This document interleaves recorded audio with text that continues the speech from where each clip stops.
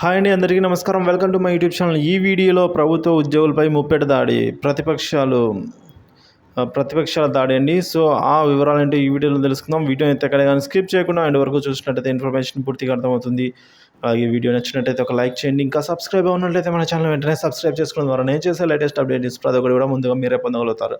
ఇక మనం వివరాల్లోకి వచ్చినట్లయితే కొందరు ఐఏఎస్లు జేఏఎస్లుగా మారారు అని టీడీపీ జాతీయ ప్రధాన ప్రతినిధి పట్టాభిరామ్ అయితే అన్నారండి. సో రాష్ట్రంలో కొందరు ఐఏఎస్ అధికారులు జగన్ పర్సనల్ సర్వీస్ అంటే జేపీఎస్ అధికారులుగా మారాలని టీడీపీ జాతీయ అధికారి ప్రతినిధి పట్టాభిరామ్ వివరించారండి. సో శనివారం ఆయన టీడీపీ కార్యాలయంలో ఏర్పాటు చేసిన మీడియా సమావేశంలో మాట్లాడుతూ ఎన్నికల కోడ్ అమల్లో ఉందని, ఎలక్షన్స్ ప్రక్రియ సజావుగా సాగాలి అని తప్పులు చేస్తున్న అధికారులు నిలదీయడం తప్ప అని ప్రశ్నించారు.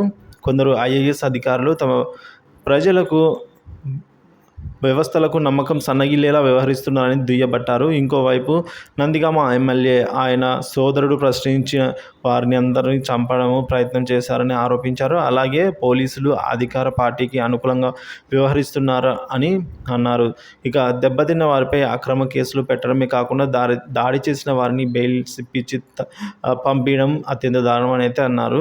ఇక ఈ వ్యవహారాన్ని ఎన్నికల కమిషనర్ ఫిర్యాదు చేస్తే తప్ప అని పట్టాభి నిలదీశారు. ఇంకోవైపు ఐపీఎస్ అధికారులు సంఘం తీరు సరికాదు, సంఘం తరపున అయితే వారు ఈ విధంగా మాట్లాడడం తప్పని అయితే ఈ విధంగా దుయ్యబట్టారండి. సో